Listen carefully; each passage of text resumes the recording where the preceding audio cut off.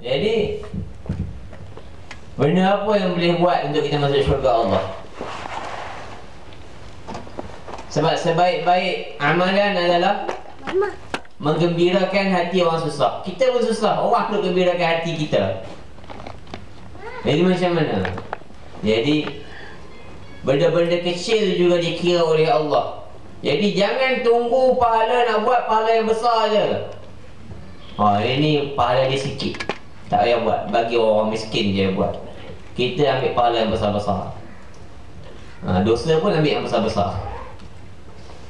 Jadi tidak perlu tunggu benda besar untuk selamatkan diri kita daripada neraka Allah. Rasulullah kata apa? Peliharalah diri kamu daripada api neraka Allah walaupun dengan sepotong tamar. Maknanya kalau ada sejurai ataupun tamar tu belah dua, nak infak, maka infak.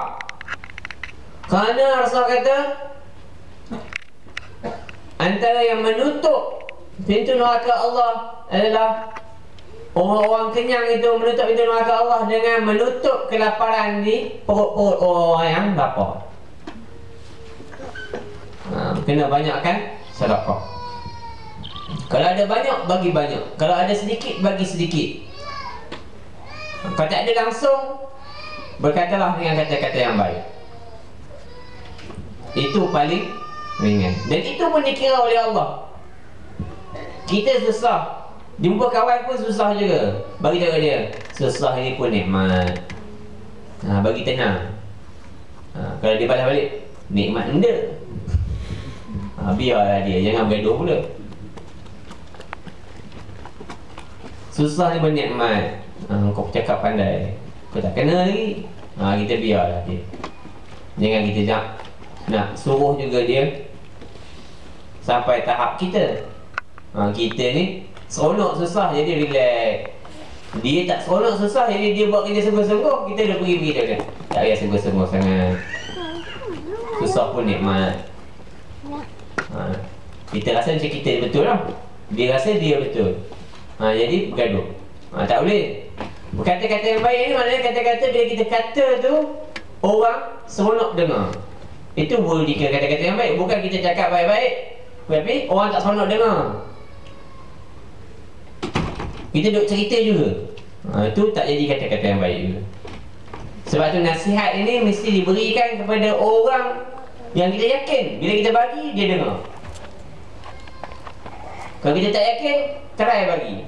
Try bagi, dia tak suka dengar, berhenti. Nasihat ini tidak boleh dipaksa-paksa.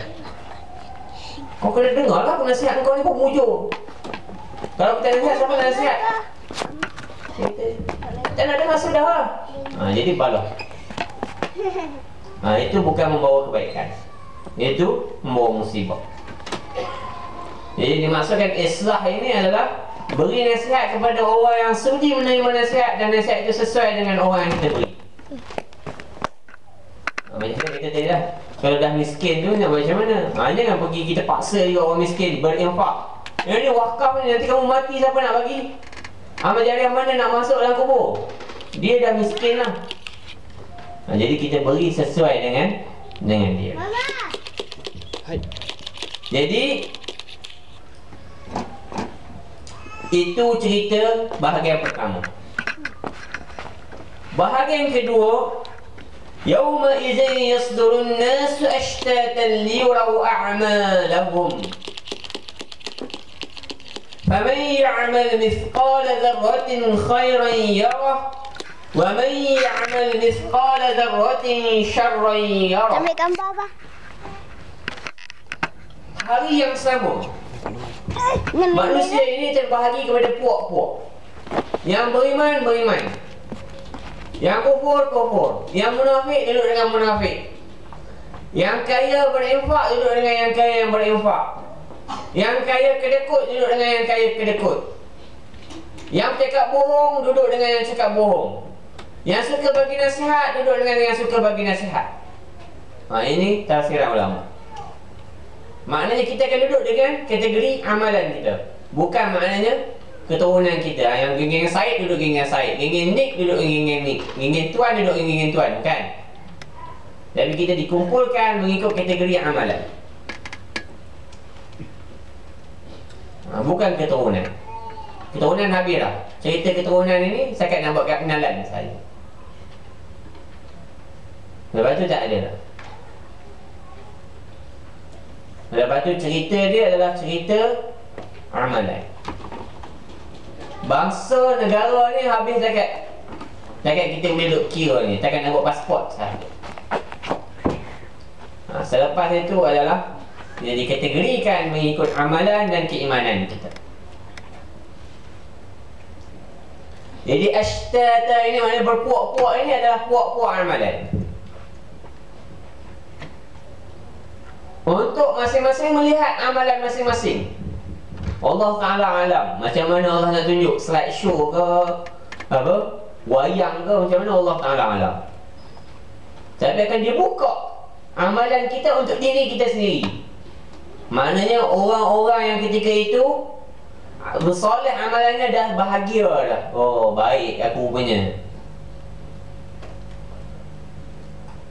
Ini maknanya ni dah berlaku sangka kala lah. Maknanya kita telah dibangkitkan semula. Bukan maknanya masih hidup tu rasa seronok tak.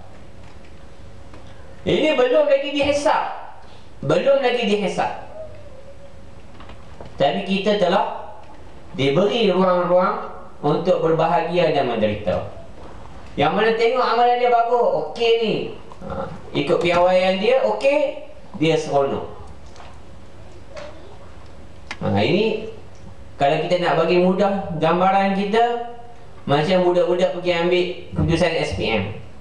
Sebelum dia dapat slip tu, dia akan tengok dulu papan kenyataan dia punya markah. Jadi dia tengok ada nombor kod pelajaran dengan grade dia. Jadi dia tak ingat pelajaran apa tu. Tadi dia dapat nampak dah berapa A, berapa G. Yang mana tengok G banyak, dah mula kecewa dah. Belum dapat slip lagi. Dapat slip confirm. Confirm kalau orang perempuan, confirm kena tunggu orang masuk Minang je. Kalau orang lelaki, confirm kena tolong ayah dia kat kalau ayah dia berniaga kedai mamak, ayah dia buka kedai mamak, dia pun kena pergi basuh pinggan di belajar berniaga lah. Dia dah terbayang dah masa depan dia.